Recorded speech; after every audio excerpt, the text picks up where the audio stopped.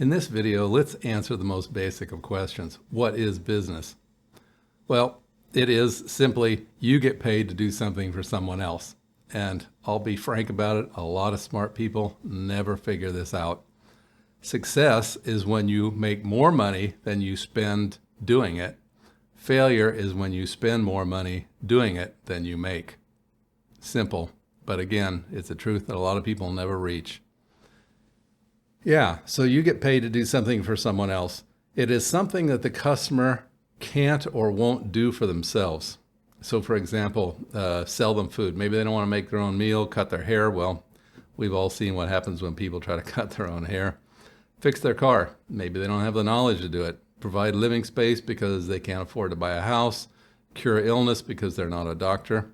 Provide transportation. Maybe they don't own a car or it's just convenient to rent. You solve a problem for them.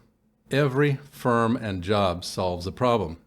You need to ask yourself, what is the problem I am solving? So is it about health? Is it about time management? Is it entertainment, food, clothes? What is it that you're solving for them? I'm going to emphasize over and over again that business is simple. You buy low. You buy materials, you buy time, you buy labor, whatever it is, and then you transform it. So you add value. And then you move it, you train it, you change it, you do something to it that makes it more valuable, that the customer is not going to do for themselves. You sell it at a markup. That's your profit. And then you repeat this. And the more times you repeat this, the more money you make. And this is seriously all there is to business. So the first example I worked up was buy a pencil for 25 cents from the manufacturer. You sell it at your shop for 75 cents. The 50-cent difference needs to cover your cost, your shipping, your original purchases, the shop rent. Anything that's left over is your reward. The next example is baking a cake. So you buy $3 of ingredients to bake a cake. You sell it at your shop for $20. That $17 difference needs to cover your electricity, your shop rent, any employee that you have. Anything that's left over from that is then your reward for taking that risk. Okay, you say, but I do hairdressing, I do hair cutting, whatever. Yeah, that's a service. Instead of buying stuff, you're buying time and talent from people. And then you resell that at a higher price. So for example, you sell a haircut for $20. You pay your employee $5 for every haircut.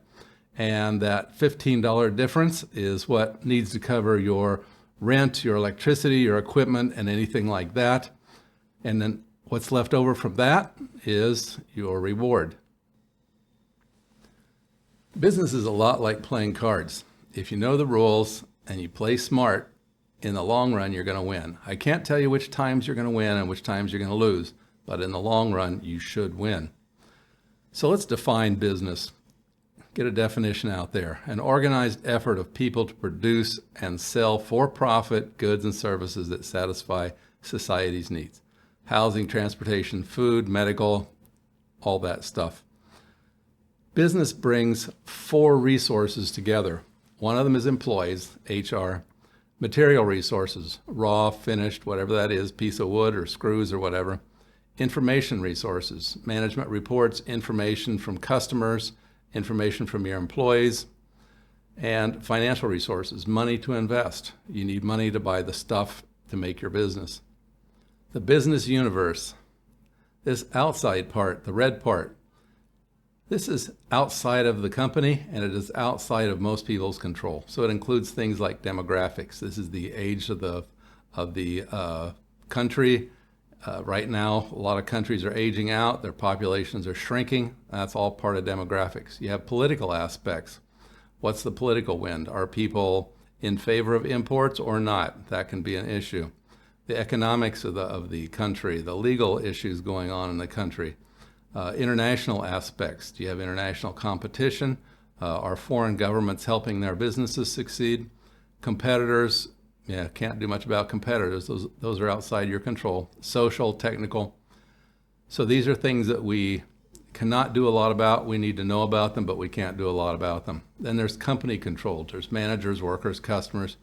You can control your managers. You can control your workers, who you hire, who you fire, and your customers, who you sell to. I mean, You can fire a customer if you need to. So the company controlled is this green area. Changes in economic activities create business cycles. So economics is out here in the red zone.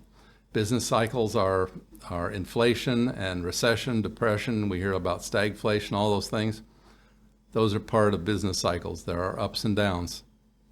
There are three major types of businesses. One of them are marketing intermediaries. We call these middlemen. They buy stuff from manufacturers and then they resell them. So for example, Walmart. Walmart travels around the United States. They travel around the world. They go find stuff, they bring it to their shop, and you don't have to go do all that work. The value is they bring it to you locally. You go in, you look at it, you decide to buy it or not. Manufacturing business. They take raw or partially finished goods and they turn them into stuff. So for example, they buy food, they turn it into a frozen meal. Cars, they buy steel, they buy aluminum, they buy rubber, and they turn it into a car. You can buy screws and wood and turn it into furniture and so on. So that's manufacturing. Service businesses produce things that are intangible. These are things that cannot be stored. You cannot store a haircut in a can. You cannot store medical services or tax services in a can and get them later. They have to be consumed at the time they are done. Goods and services create a standard of living based on the goods and services people in that society can afford with the money they have. Yeah, this may sound a little bit theoretical, but you have to think about this.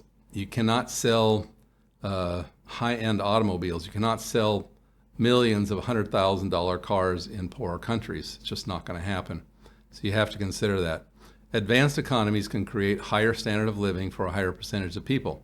So the more advanced your economy, the more high-end stuff you can sell. Jobs and services strongly influences our quality of life. Quality of life is happiness from health, lifespan, education, sanitation, and leisure. So these are the things that make our life better. People buy goods and services to satisfy needs. They solve problems. Transportation. How do I get from A to B? How do I get to my job? Status. Yes. How do I look in front of my friends? Hunger. Shelter. Those are obvious. Businesses that understand customer needs and work to satisfy those needs have the best chance for success. And this is part of good marketing, knowing who needs what and how much you can sell it for. Business is simple. I'm going to keep repeating that throughout all these videos. Business solves problems for others, whether it be food, clothes, transportation, status, whatever it is. If you do it for yourself, that's called a vacation. If you do it for others, that's work or business. Buy low, sell high, and the difference is your profit. Okay, on to the next video.